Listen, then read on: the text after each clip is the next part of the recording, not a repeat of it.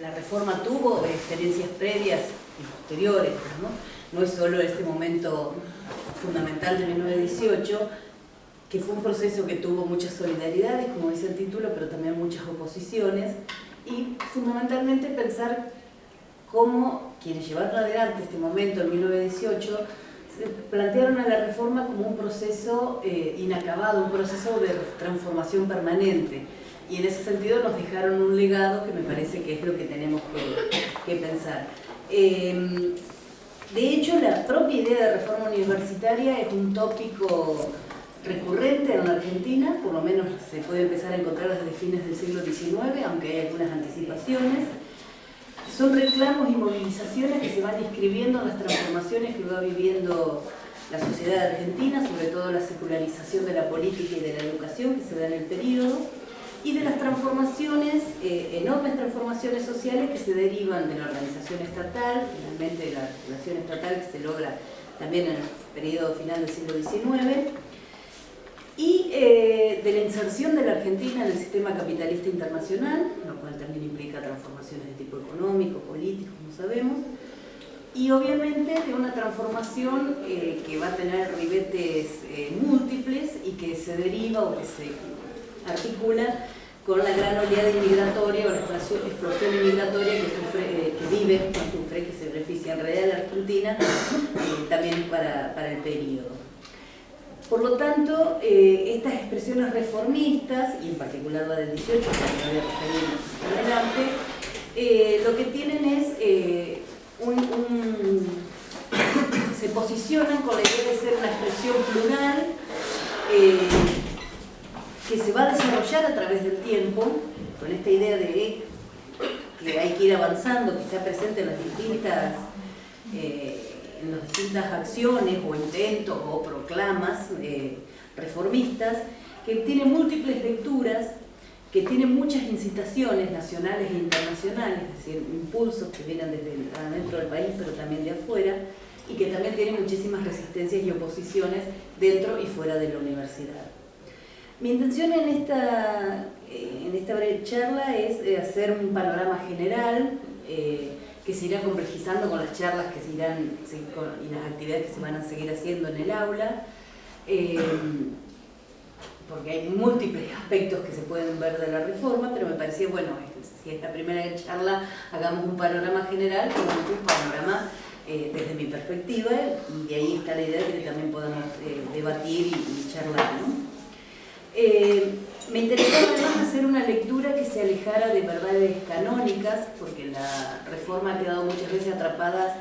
en verdades o en trabajos que han establecido como verdades que parecen indiscutibles,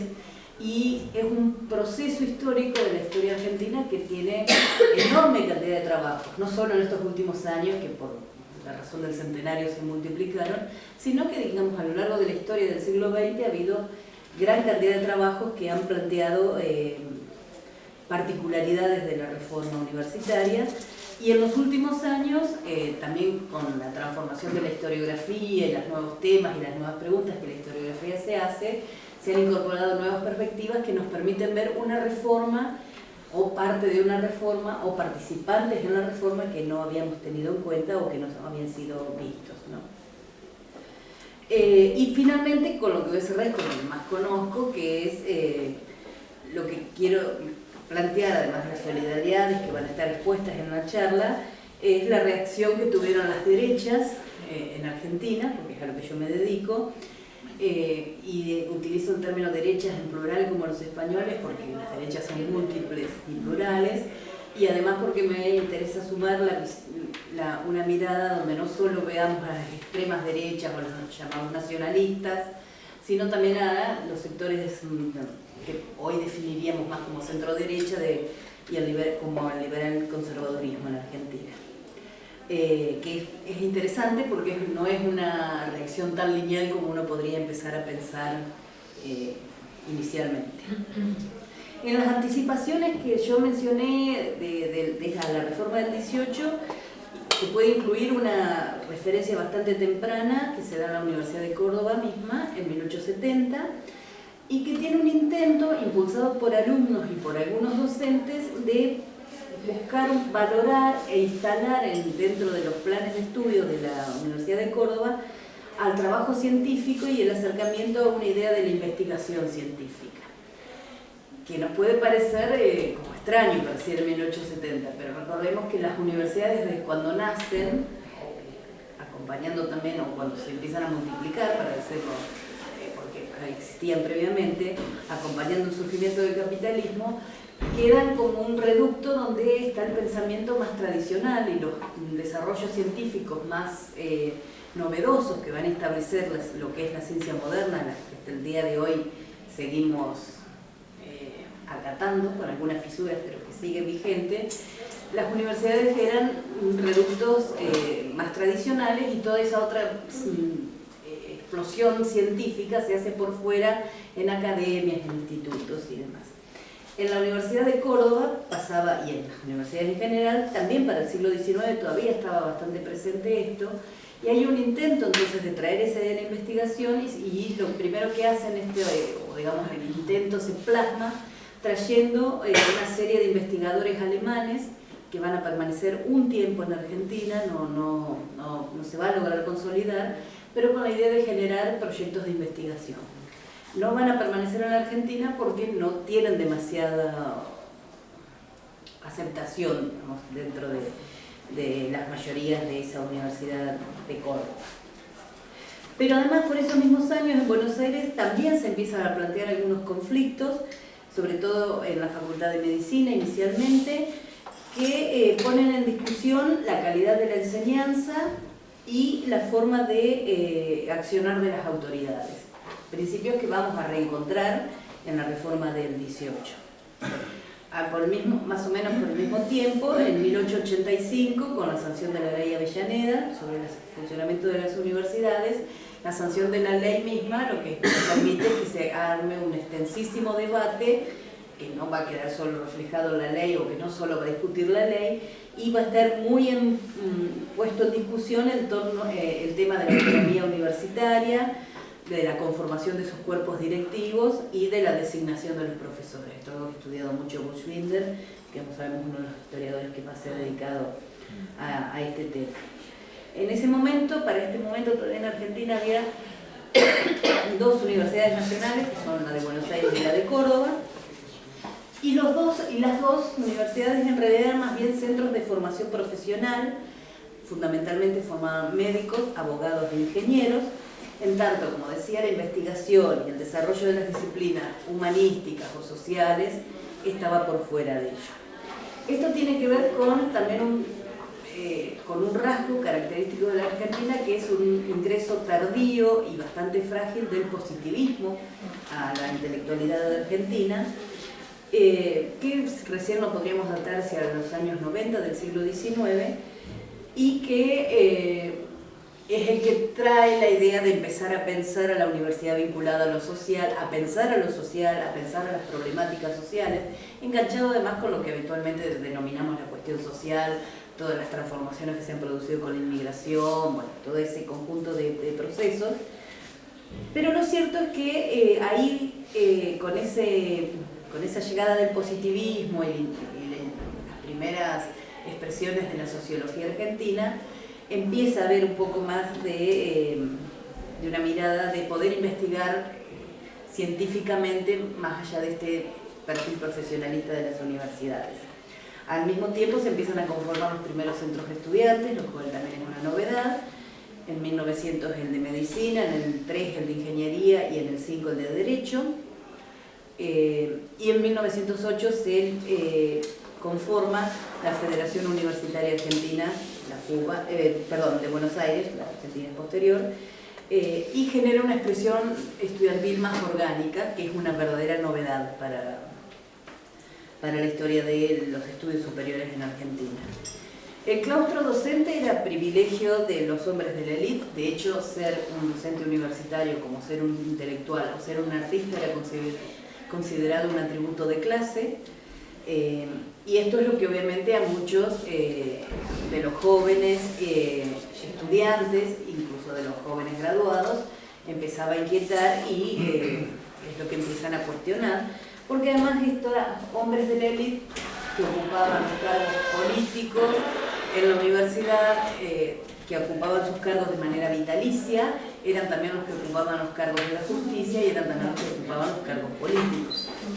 En Buenos Aires hay un conflicto fuerte que se inicia en 1904 y más o menos se resuelve en 1906, donde precisamente estudiantes avanzados y jóvenes graduados cuestionan esto, sobre todo el hecho de que los cargos sean vitalicios y que la dirección de los institutos, las academias, como se llamaban también en el periodo, estén en manos de estos miembros de la élite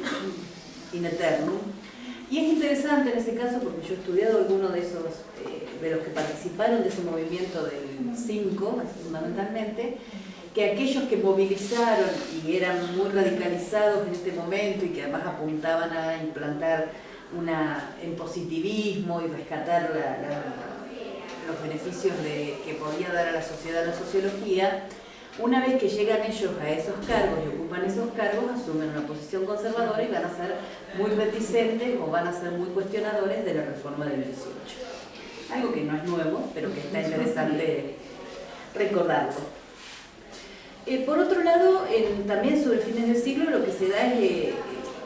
lo que habitualmente nosotros denominamos los liberales reformistas, que es un impulso a una nueva forma de pensar la universidad y que se va a plasmar en la fundación de la Universidad Nacional de La Plata, que es de 1905, sobre un proyecto de Joaquín de González, donde buscaba que las facultades no formaran solo profesionales, sino también científicos capaces de entender la realidad social y política, que pudieran articular educación media con educación superior, con profesorados, y que a su vez formaran filosóficamente a la élite que debía dirigir al país. A su vez aparece con mucha fuerza en el postulado de la fundación de la Universidad de La Plata la necesidad de desarrollar tareas de extensión, ya está presente desde ese periodo, ¿no? El modelo no era la universidad humboldtiana que planteaba la idea de una ciencia pura y alejada del universo de lo social, sino más bien está más influida por la idea de los liberales anglosajones, y es una universidad que tenía que articular con otros, como decía, con los sectores o con los docentes de educación media, con una ciencia que pudiera ser aplicada a la sociedad, a la política y a la industria, y también con esta formación filosófica de los dirigentes. Con ese esquema se crea en 1914 la Facultad de Ciencias de la Educación, que va a tener muchos profesorados y que va a tener como impulso para desarrollarlos la invitación de docentes europeos y norteamericanos, que se hace bastante fluida,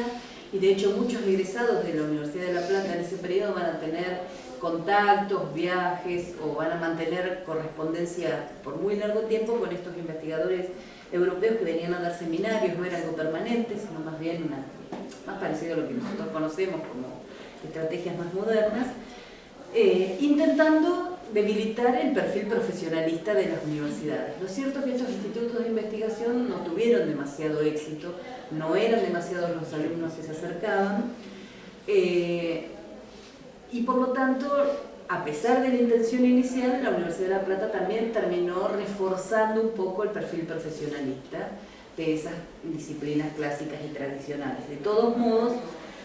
no podemos decir que la Universidad de La Plata, a pesar de eso, sea igual que la de Buenos Aires y que la de Córdoba. De hecho, Buenos Aires tampoco es igual a la de Córdoba. Y generó una universidad, bueno, menos moderna de lo que esperaban, pero también menos conservadora que lo que eran las otras dos universidades, ¿no? Y con un acercamiento a la sociedad y con la creación de una ciudad universitaria, en algún sentido, que va a marcar características particulares. A mí me parece que buena parte de la discusión, voy a tratar de ir más rápido, que buena parte de la discusión de estos, entre los que apuntan a sostener procesos reformistas, incluyendo en la reforma del 18, o los que se oponen a ella, los podemos enmarcar en la discusión entre tradición y modernidad, que ha cruzado a todo el pensamiento latinoamericano, por lo menos, y en Argentina sin duda, donde además la modernidad aparece como el arma de los liberales para llevar adelante su batalla contra todo aquello que consideraban atrasado, anacrónico, producto de la ignorancia, y que además se expresó, ya estaba expresado con anterioridad, y también lo podemos resumir en la famosa frase de sarmientina de civilización o barbarie. Lo que me parece que es interesante de pensar en esa disputa entre tradición y modernidad es que las rigideces estaban y las ambigüedades estaban en ambos bandos, en los sectores liberales que proponían la modernidad, pero también en aquellos que se oponían y reivindicaban una tradición más hispánica, más vinculada al cristianismo, más vinculada a lo que se suponía que era la esencia de la argentinidad. Y en ambas posturas eran claramente excluyentes. Sin embargo, cuando uno mira los planteos de las dos perspectivas, ninguna de las dos perspectivas era incluyente, o digamos, para decirlo más claramente, las dos perspectivas eran elitistas. Ni la idea de modernidad, ni la idea de tradición incluía al pobrerío, a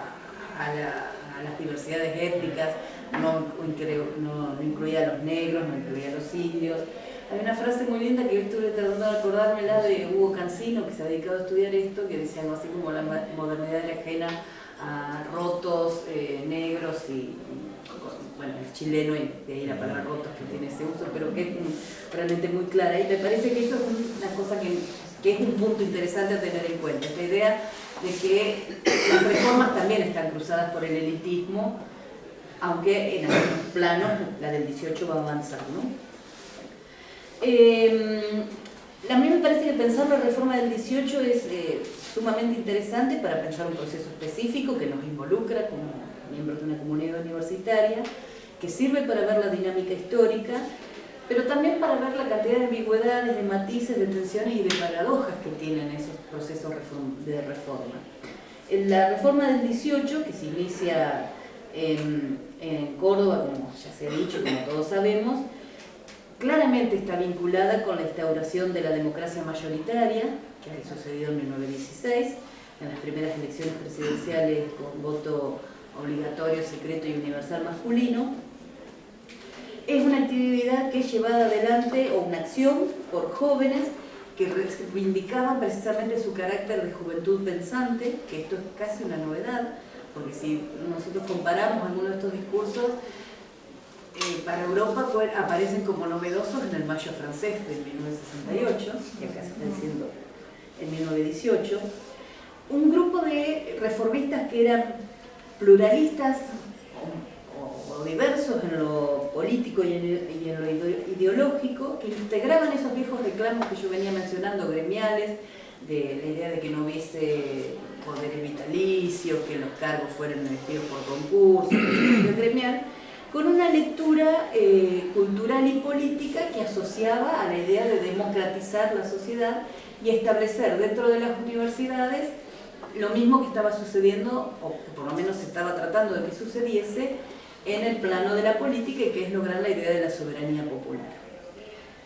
Claramente estos jóvenes se planteaban desde el lugar de la modernidad. El escritor Juan Filioy, que es un escritor cordobés, de cuarto, pero estudiaba en ese momento en Córdoba, lo dice claramente. Los estudiantes queríamos abrir nuestra inteligencia hacia la modernidad y ellos eran un estorbo. Se plantean como esto, o como dice Alejandro Eujanian, otro historiador que ha trabajado esto, eran los verdugos del último bastión colonial, jerárquico y clerical del país, y ahí se entiende claramente por qué el estallido se produce en Córdoba y no en Buenos Aires, por ejemplo, por hablar solo de las dos universidades nacionales, y que plantean esta idea, con la idea de cogobierno y todo lo demás, son claramente las ideas de la democracia que se estaba empezando a construir en la Argentina, no sin resistencias y no sin conflictos, y que sabemos que va a durar en esta primera instancia muy poco tiempo, porque en el 30 ya va a haber un golpe contra la segunda presidencia de Irigoyen. También planteaban estos jóvenes tomar esta cuestión tenían una avanzada en la idea de los modernos criterios científicos, de la autonomía académica, y es interesante que entronizan a la juventud como un agente indispensable en la transformación social. Por lo tanto, la reforma del 18 a lo gremial le suma esa esa dimensión cultural y política y suma un nuevo sujeto o un nuevo actor social importante que no había tenido presencia hasta el momento en Argentina. En realidad nada de esto del juvenilismo, esta idea de que somos los jóvenes, que después se va a repetir generación tras generación, de pensar que cada generación de jóvenes va a pensar que está destinado a transformar el mundo, no era exactamente algo novedoso, ya había estado planteado por el juvenilismo que publica José Enrique Rodó en Uruguay con el libro El Ariel en 1900, que está dicho por Ortega y Gasset y también por pensadores franceses como Ernest Renan o Jules Simon, pero que además también es muy impulsado por algo que se venía desarrollando con anterioridad, y es interesante porque uno imaginaría que el proceso hubiera sido al revés, que eran las organizaciones estudiantiles que iban haciendo congresos por Latinoamérica previo a la reforma. Claramente hay un clima que está preparando esto, y no solo en Argentina. Real de Azúa, que fue un historiador uruguayo dedicado a la historia de las ideas, con unos movimientos ideológicos interesantes, o no, pero bueno, unos movimientos ideológicos, entiendan lo que quiero decir. Pero él me parecía muy interesante cuando él plantea que esa alocución o ese llamado al juvenilismo, a los jóvenes, era un llamado casi sagrado que les exigía que tomaran una actitud moral basados en el idealismo, en la decencia, en el desinterés y en la estética de la conducta. Y en la estética de la conducta queda otra vez reflejado esta idea del elitismo que sigue presente en buena parte de estos comienzos. Lo cierto es que durante el periodo irigoyenista, más allá de que la reforma no es un producto solo del radicalismo, ni mucho menos, de hecho Teodoro Roca estaba vinculado al socialismo y era un hombre de la aristocracia. Bueno, en el irigoyenismo también había en el gabinete miembros de la aristocracia, pero digo, lo cierto es que el clima del gobierno de Irigoyen, el nuevo clima de ideas y la actitud que asume Irigoyen en defensa o respaldando a los estudiantes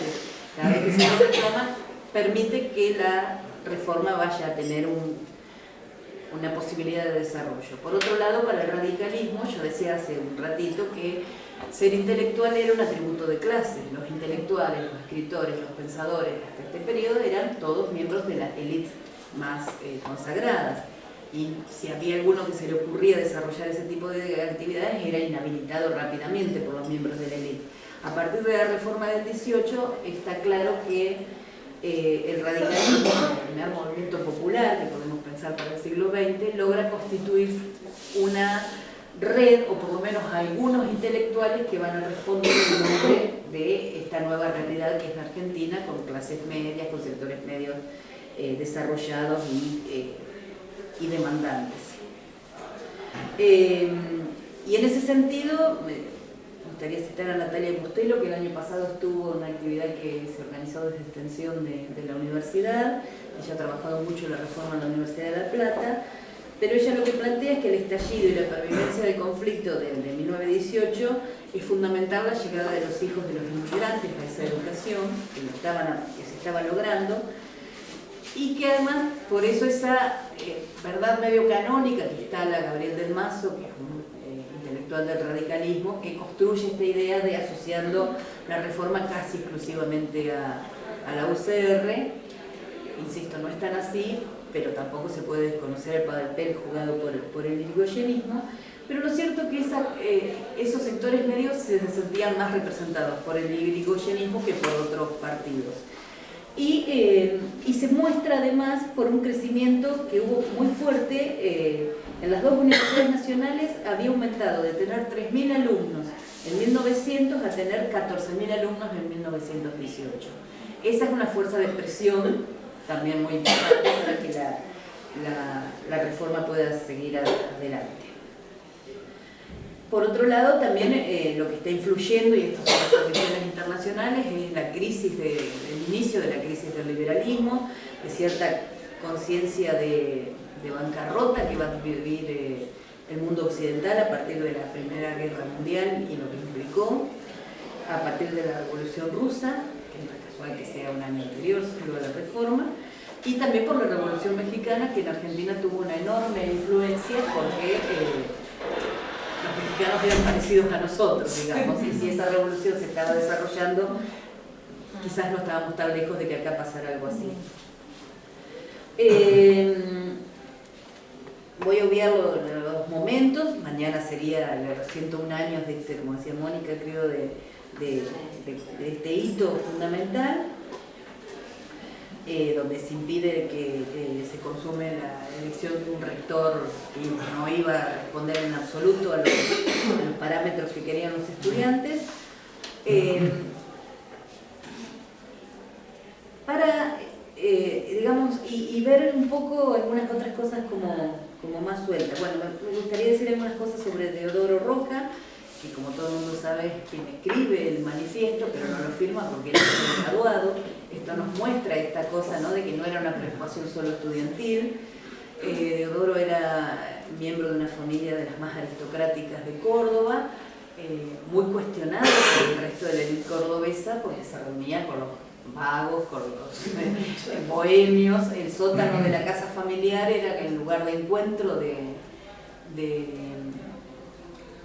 toda esta gente que no solo de los reformistas, sino de todos aquellos que tenían planteos que escandalizaban mucho a la clerical Córdoba. Insisto en pensar en Córdoba, no solo su universidad, sino a toda la sociedad cordobesa, muy marcada por lo podemos ver hasta el día de hoy, el nombre de las calles, por ejemplo, muy marcada por lo colonial, por la presencia de lo clerical. Entonces Deodoro Roca era una figura, una oveja negra a la que se cuestionaba a medias, porque a su vez era un miembro de la aristocracia, que es visitado y considerado un gran intelectual por referentes internacionales, y que sin embargo nunca escribió un libro. Lo que él escribe son papeles sueltos, intervenciones, sí publica revistas. Digo, es interesante para pensar también las otras dimensiones de intelectualidad, porque era impensado un intelectual que tuviera renombre y no escribiera un libro, y con Deodoro Roca esto sucede. No es el momento para seguir hablando de Deodoro. Sí me parecía interesante para pensar esta idea de cómo molestan los procesos, aunque hayan pasado hace mucho, que durante la última dictadura Benjamín Menéndez mandó a quemar lo que era el lugar donde estaban las mayor cantidad de papeles y de cosas de Roca. Se alcanzaron a salvar algunas, incluida la máquina de escribir, que ahora están en un museo que tiene uno de sus nietos, que no lo conoció porque Roca murió muy joven. Pero digo, claramente Roca estaba muerto hacía mucho, la reforma había pasado por muchas instancias, pero a la dictadura militar le seguía pareciendo que ahí había un acto subversivo. Volviendo al proceso reformista, lo que también todos sabemos es que se extiende de inmediato a las otras universidades del país, que son no solo Buenos Aires, como ya he mencionado, sino dos universidades provinciales, que son Tucumán y Santa Fe, que van a ser nacionalizadas en el 21 y en el 22 respectivamente, y que esto también es un producto de la reforma. Se va a conformar la Federación Universitaria Argentina y se va a extender a varias universidades latinoamericanas, como está marcado acá en el mapa que tengo justo enfrente y que estuvimos viendo. Las reformas en América Latina van a tener distintas dimensiones, pero hay una idea básica de esto de cogobierno, de concursos para que los docentes ocupen los cargos, tengan la idoneidad moral e intelectual, la participación estudiantil. Como se decía, creo que fue Alicia lo dijo, solo se logró en 1949 en Argentina, pero claramente en todos los lugares va a ser pensado como un movimiento político-pedagógico permanente, de vocación latinoamericana o latinoamericanista y antiimperialista. También en el antiimperialismo van a entrar distintas vertientes, porque hay antiimperialismo de diferentes lugares. En general tendemos a pensar al antiimperialismo como muy asociado a la izquierda, pero también hay antiimperialismos de derecha, y todo eso se va a cruzar y va a generar algunas matices muy interesantes que yo no voy a seguir desarrollando ahora, ¿no? La Universidad de Córdoba, como yo decía, clerical, había sido fundada en 1613, no tenía al momento de la reforma ninguna mujer como alumna inscripta, aunque sí participan en algún caso en los movimientos, pero la participación de las mujeres se da más en otros países latinoamericanos que en Argentina. Y no hay ninguna alusión al ingreso de las mujeres a la universidad, por lo menos en los papeles principales, pero sí hay referencias a la necesidad de incluir el voto femenino. Eso sí está en cuenta dentro de los planteos de que hace la reforma del 18. Bueno, como ya había dicho, es muy profesionalista, no voy a repetir esto, lo he puesto por otra razón que voy a obviar en este momento, pero sí claramente era un espacio absolutamente cerrado, corporativamente cerrado y cerrado en términos de clase. Los que habían ingresado, habitualmente, en el 1918, 1.500 estudiantes, quiere decir que aunque hubiesen ingresado miembros de las clases medias, eran muy pocos. En el caso de Buenos Aires este proceso es distinto y sí hay un ingreso mucho más masivo, porque a pesar de que no vamos a decir que era sumamente abierta, la Universidad de Buenos Aires en comparación con Córdoba tenía una amplitud mayor y permite el ingreso de figuras o de personas que no son de la élite, e incluso de algunas mujeres un poco más tempranamente. Volviendo al proceso, una cosa que me interesa marcar es que reiteradamente, y hoy se mencionó algo al respecto, en marchas o en actos que hacen los jóvenes reformistas cantan la marsellesa. Esto lo que nos está mostrando es que estaban pensando a su movimiento como un movimiento, por un lado épico, sumamente trascendente, pero más destinado a cambiar no solo la universidad, sino con posibilidad de transformar la sociedad. Y ahí la ideología de Deodoro Roca está muy clara, porque él tenía muy en claro, y lo repite a lo largo de los años que vive, que no había posibilidad de reforma universitaria si no había reforma social, reforma política que estaba.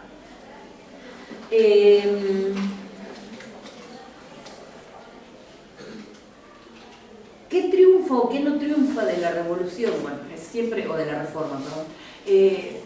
Eso es siempre muy difícil de establecer. Sabemos que hay cosas que transformaron a nuestra universidad y a nuestra sociedad. En general, todos los reformistas tenían la idea de construir un país más justo. Ese país más justo podía ser socialista, ese país más justo podía ser irigoyenista, ese país más justo podía ser anarquista, y esta es una de las novedades de los últimos trabajos que han aparecido. Había como un consenso de que, si bien la reforma del 18 en Argentina fue una reforma que sirvió de modelo, o por lo menos de puntapié a las reformas de los otros países latinoamericanos, se trataba también de una reforma bastante moderada, comparada con lo que sucede en otros países latinoamericanos. En términos de resultados, podríamos estar de acuerdo con eso. En términos de los participantes, no, y los últimos trabajos están mostrando que por lo menos hasta el 21 existieron tanto en Córdoba como en Buenos Aires grupos muy radicalizados que privilegiaban la idea de unión con el obrero antes que con el otro estudiante latinoamericano, es decir, eran más obreristas que latinoamericanistas, y que eran organizaciones que se definían como anarco-bolcheviques. Eran jóvenes anarquistas, pero que, impactados por el reciente triunfo de la revolución rusa, la revolución comunista en Rusia, la revolución socialista en Rusia, soñaban una transformación de ese estilo en Argentina. Y esto es realmente algo bastante novedoso que no se ha tenido en cuenta y que marca una transformación del pensamiento, porque esta idea de pensar a la reforma como algo moderado, casi, bueno, que tuvo esos episodios de represión, pero como veíamos hasta el traslado parecía todo muy prolijo, no fue tan prolija y tuvo muchos ribetes y mucha discusión al interior de los propios grupos reformistas. Buchbinder entiende que por los propios avatares de la política argentina no se logran demasiados éxitos o no se logran plasmar demasiadas de las cosas que quería la reforma, más allá de las centrales y estrictamente académicas. Algo parecido opina Alperín, aunque desde mi perspectiva la lectura de Alperín es una lectura muy porteña, porque es lo que no marca el 18 como un hito histórico, sino que dice que todas esas cosas estaban previas, y todo lo que marca son algunas de estas cosas que yo mencioné de la Universidad de Buenos Aires, así que también desde una visión muy centralista, de pensar que en realidad sí hubo una reforma, la hizo Buenos Aires. Y le hicieron las élites porteñas, lo cual no es ilógico en la mirada del Perú, no ha hablado la historia de esa manera. y además, bueno, que también escribió sobre la reforma, sobre la universidad, como sabemos que escribió de absolutamente todo, ¿no? Si no hay tema que uno se le ocurra que algo no haya dicho el Perín. Sí, no hay forma. Y me parecía interesante, sí, en la perspectiva del Perín, que es un libro que publica en 1962, que él dice que esa transformación que es previa tiene un alto impacto en que empiezan a visualizarse en la calle los jóvenes estudiantes como sujetos particulares. Y eso me parecía que era interesante porque ahí se encuentra con otras lecturas más actuales de esto de pensar a los jóvenes ya como un sujeto diferenciado, con una mirada política más particular. Después hay una serie de trabajos que se difundieron mucho, 3 trabajos en particular, que los 3 además tienen, creo, es mi lectura, la voluntad pedagógica de la reforma, que son los trabajos de Siria y Sanguinetti, el trabajo de Dardo Puño y el Portantiero, porque los 3 son trabajos que en realidad al estudio realizado por los autores incorporan las fuentes. Y a mí me parece que siempre que un texto incorpora fuentes para ser analizado, hay una voluntad pedagógica y de democratizar también el conocimiento. Esos 3 trabajos más o menos coinciden en las perspectivas generales, pero siguiendo sobre todo a Portantiero, uno lo que podría, o digamos lo que Portantiero sostiene, es que la dimensión política nacional de la reforma también había fracasado. Y él lo plantea porque dice, muy pocos de los referentes, o si alguno de los referentes de la reforma se pregunta, logró llegar a la política nacional con el capital de haber sido un reformista. Y esto nos diferenciaría con países como Perú, por ejemplo el líder reformista es Haya de la Torre, o con Cuba, con Mella, que tuvieron un lugar muy destacado en la política argentina. Y yo lo pensaba a partir de eso, y me parece que es una pregunta que sigue vigente, si la militancia estudiantil, salvo en casos excepcionales y muchos efímeros, se traslada a la política universitaria. No pareciera, digamos, ¿no? Pensamos estos años desde la democratización en adelante, pueden aparecer algunas figuras que salen referenciadas del universo estudiantil, pero no son las figuras centrales, no todos hacen trayectoria. Creo que seguramente se me están escapando varios, pero pensaba en 2 ejemplos de posicionamientos políticos diferentes que llegan sí desde lo estudiantil a la alta política, como Andrés Delich o Axel Kicillof, que viene de TNT, tontos pero no tanto, y que llegan a la gran política nacional. Y bueno, Delich queda atrapado en la crisis del 2001, pero si no seguramente hubiera tenido más proyección. Pero si no, no es algo habitual que sea un camino de legitimación, como puede ser el sindical, como puede ser otro, ¿no? Me parece que es una cosa que es interesante para pensar esto, para pensarlo a nosotros mismos, ¿no? ¿Viene Corral? Presidente del fútbol. Rafael Benjanovic. A ver, ahora, si no se entiendo para no hacerlo tan largo, porque yo mismo había propuesto no hacerlo muy largo. No, y decía que los nuevos trabajos empiezan a marcarnos otro tipo de lecturas, donde se cruzan mucho más los aportes de la nueva historia intelectual, ya no la historia de las ideas, sino la historia intelectual, la nueva historia política, que piensa lo político en un sentido mucho más amplio que la política sola o tradicional en sí misma, y de la historia cultural, y ahí aparece así una gran cantidad de trabajos que se multiplicaron en estos últimos 2 o 3 años, donde nos empiezan a mostrar estas variantes, estos matices, porque también son una vía de entrada a pensar la Argentina de ese periodo, que quizás nos estaba faltando, y asumo también porque yo también trabajaba con periodo un poco más amplio, estos años, los años 20 a veces aparecen desfigurados en algunas cuestiones de la política. Me parece que todos estos trabajos sobre la reforma y la formación de las élites y demás nos pueden ayudar a pensar. Con respecto a las derechas, que yo planteaba, ¿no? Hoy dije algo, ¿no? Algunos de aquellos que participaron de las primeras experiencias reformistas, una vez que se establecen en los cargos, se vuelven figuras muy críticas de la reforma. Carlos Ibarguren va a ser un caso concreto, él va a participar en el 5, en los movimientos de Buenos Aires, y después va a tener una lectura también directamente muy dura, y sus hijos van a ser fuerzas de choque dentro de las universidades, como los jóvenes nacionalistas, persiguiendo a los que llaman los rojos, y dentro de los rojos entra todo, porque no hay que pensar que solo se trataba de los comunistas, aunque también obviamente hay un anticomunismo muy fuerte. Pero también me parece interesante cómo los liberales reformistas van apagando sus rasgos más avanzados y van reforzando sus rasgos más conservadores, y que en general,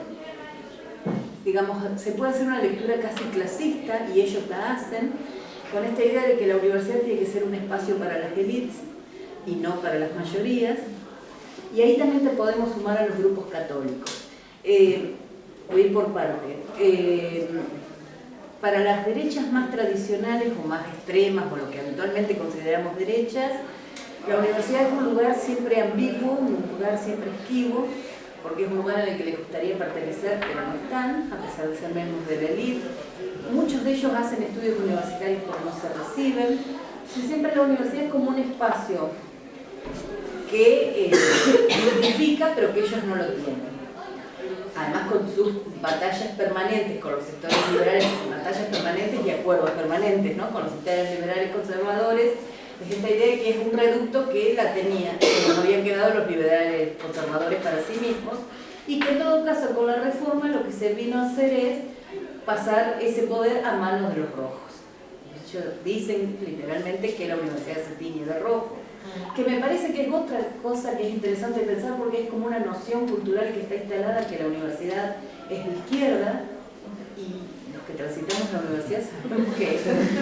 bastante lejos de eso, pero está muy instalada esta idea, ¿no? De la comunidad, son esas nociones culturales que se instalan, que me parece interesante pensar. Por otro lado, era un espacio que les interesaba porque había un público al que, si ellos podían llegar, podían influir con sus ideas nacionalistas. Cuando son estudiantes organizan agrupaciones, pero lo único que hacen en general son enfrentamientos con los... enfrentamientos muy modestos también, pero que son construidos con muy ampulosos, pero que son básicamente anticomunistas y antirradicales, a lo que llamaban la chusma radical, ¿no?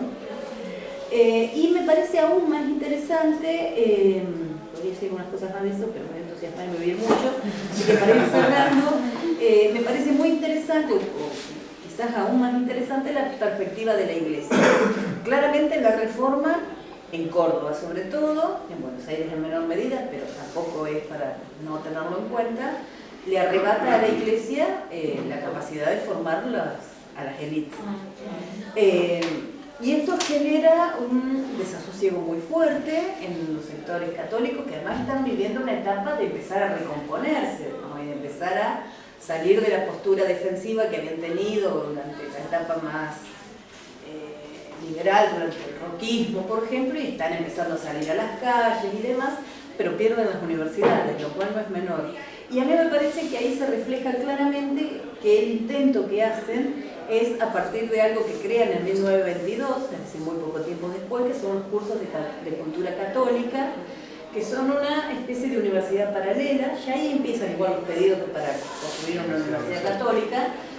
que sabemos va a tardar bastante en constituirse, pero en estos cursos de cultura católica, lo dicen explícitamente, dan una formación general, filosófica, teológica obviamente, pero también de otras disciplinas, exclusivamente para varones. Después crean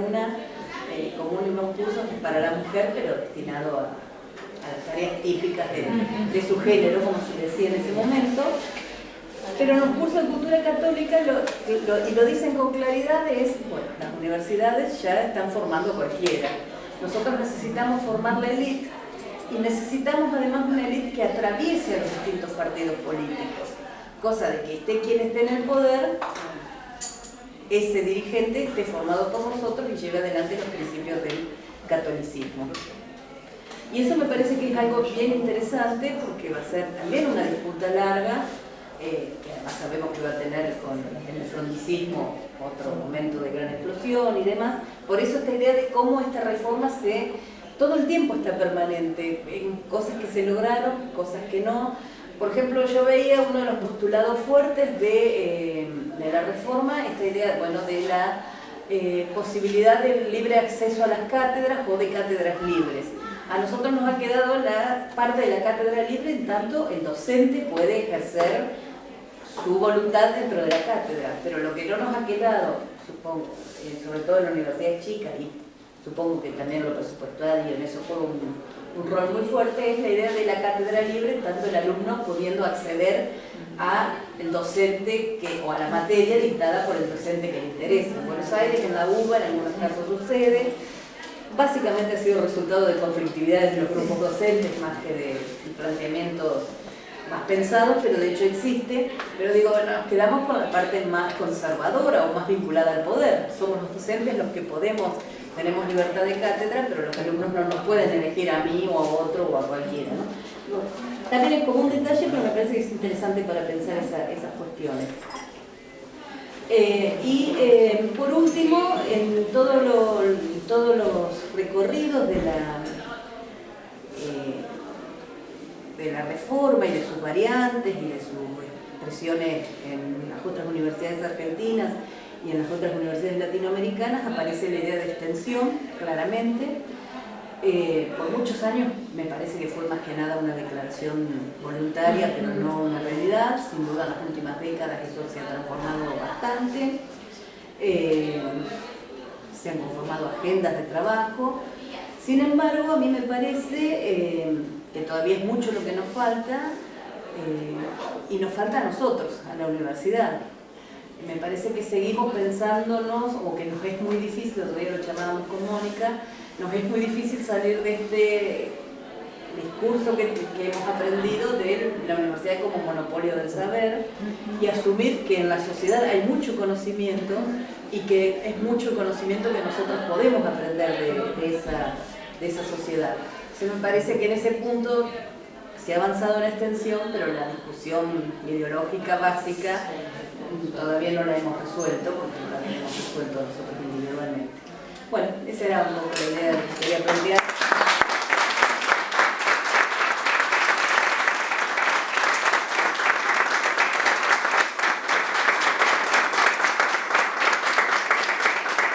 En otras condiciones hubiera sido un poco menos aburrido, pero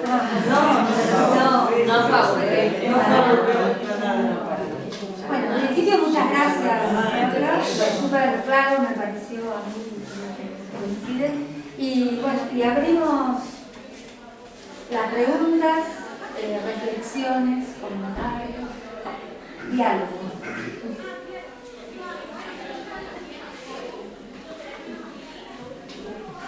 Nadie se anima. Sí, yo había leído lo que hablar acá y yo me acuerdo, creo que fue en Historia Argentina antes que tuvimos que hacer un trabajo en ese momento. Y yo elegí hacer laico libre. Y ahí aparecía con mucha fuerza el discurso de los sectores defensores de la universidad laica, digamos, que rodeaban centralmente a la figura de Silvio Frondizi, que fue un poco uno de los exponentes más importantes, y donde empezaron a aparecer folletos en Buenos Aires donde aparecía la idea del mazo traidor, porque ellos le piden al mazo, estaban en el gobierno de Frondizi, un poco ese plazo de su opinión sobre lo que estaba pasando, como el gobierno de Frondizi intenta llevar adelante. De hecho, lo termina logrando la expansión de las universidades libres y me llamaron la atención en ese momento porque tiene mucho que ver con lo que está pasando hoy, en estos días. La lectura que hace del mazo de su posible traición y es lo que dice que en realidad lo que está sucediendo, el intento de restauración y exitoso al final de las universidades libres es el triunfo de esa reforma. Y ahí me traía a colación esta idea de cómo la reforma ha sido leída de diferentes lugares. Digo, me parece que la lectura que tenemos hoy de la reforma es una lectura muy post-dictadura, moderada, ¿sí? adoptando ese carácter moderado que efectivamente, claro, como decía Olga, sí. tuvo. Creo que en las décadas previas fue muy diferente. Digo, la lectura de los años finales de los 60, principios de los 70 era una lectura mucho más revolucionaria, si se quiere, de la reforma, de lo que efectivamente fue la reforma. Y yo me parecía interesante y traía a colación esto porque, digo, en esos derroteros que vos contabas, el lugar de Del Mazo fue como central. Lo terminan, lo reivindican los sectores católicos y nacionalistas y demás. Y de hecho es que está esta versión, digamos, la versión cumplida normalmente de la reforma y la venga del Mazo. Me parece interesante, digo, me parece que también, un poco retomando lo que vos cambiabas, hay que hacer como una lectura de las lecturas de la reforma. Porque somos un poco lectores de ese proceso. Sí, además me parece no dejar de pensar que más allá de los avances, también los reformistas estaban formados en esa lógica elitista y por lo tanto también termina siendo elitista. Se amplía un poco, interesan sectores medios, se amplían bastante cuando piensan la gratuidad, pero todavía son sujetos de la élite, no es casual, digamos, el rol de Deodoro Roca en ese sentido. El reformismo como antiperonismo más radicalizado Bueno, claro, en esa época del gobierno peronista. claro, y después quedar el reformismo como restringido a la Franja Morada, a la UCR y al Movimiento Nacional Reformista, que era incluso moderado dentro de los partidos socialistas, ¿no? El mismo duró hasta los 80, más o menos, con esta construcción de esta versión moderada. Que es moderada en tanto civilizada, la plantean, ¿no? En ese sentido. Es moderada porque es civilizada, si no, no lo sería. Digo, me parece que ese es un punto interesante. Sí, ahí reivindicar lo de la estética de la conducta, lo de esta civilización y barbarie que vos retomabas también, o bueno. Hay una continuidad en todos esos planos, y yo lo que creo que es una continuidad que no está tan rota, todos lo sabemos, y de la que probablemente nosotros mismos, aunque no queriendo, estemos reproduciendo buena parte. Lo mencionabas con el tema de la concepción de la extensión y hasta qué punto lo hemos resuelto desde lo ideológico, ¿no? Sí, me resulta muy interesante, digo, en tu planteo, un poco retomando lo que decían los chicos, esta concepción de la universidad vinculada a la élite, como si bien la reforma viene a cuestionar desde la misma élite ese elitismo y pone algunos temas en debate, como es la extensión, la vinculación con la comunidad y demás, aún con todas las transformaciones que el sistema universitario y la universidad han tenido a lo largo del siglo XX, seguimos siendo una minoría, ¿no? Porque, digo, podemos recurrir a los números y ver el incremento, y yo le decía hoy, sobre todo a partir de la cantidad de la enseñanza en el 49, ¿no? El incremento de la cantidad de estudiantes, la cantidad de docentes y demás. El tema es verlo porcentualmente, y porcentualmente seguimos siendo una minoría, y seguimos siendo una minoría que nos cuesta y nos dificulta aún ese vínculo, ese diálogo con la comunidad ampliada para aprender, como decía, ¿no? Para aprender, es decir, no solamente para llevar el conocimiento, para iluminar a las mentes. Es que hay mucho de eso, ¿no? De iluminar, de llevarla.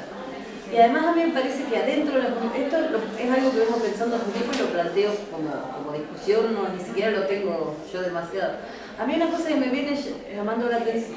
sabemos que los doctorados se han extendido enormemente dentro de las universidades, y yo y sé que está pasando en otros países de Latinoamérica el mismo proceso que acá, sin cuestionar nombres ni mucho menos, pero que es el ingreso de muchos investigadores de las universidades a las academias nacionales. Por ejemplo, la Academia Nacional de la Historia se ha renovado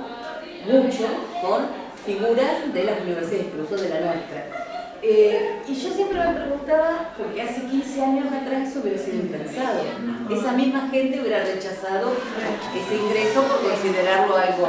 conservador. Y a mí me parece si ahí no habrá que pensar esta cosa, ¿no? Bueno, ante la masificación de los doctorados, ante crecimiento de las matrículas, o, bueno, ahora no está creciendo ninguna posibilidad de crecimiento como investigador, pero digamos, ante la expansión que se dio en los años anteriores, si no hubo como una reacción también de poder encontrar un lugar más selecto, donde esa idea de ser una élite, aunque no sea una élite de clase, porque no, en general ya ninguno de nosotros representamos, por lo menos en las universidades públicas, a esa élite tradicional. Somos hijos de trabajadores la mayoría, o de clases medias, pero sí esta idea de que el título, de que poseer un título universitario nos construya un lugar diferente, ¿no? Porque a mí la verdad que me asombra mucho esos, por lo menos algunos ingresos a las academias, y sé que pasaba, por ejemplo, en Venezuela lo mismo, donde también supongo que los debates habrán sido parecidos, en algún caso en Brasil también.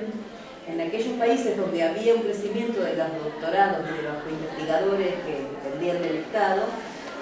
las academias empiezan a reclutar personal de las universidades. Y me parece que es una cosa interesante a pensar, de la que no tengo respuesta, solo tengo esa intuición, pero...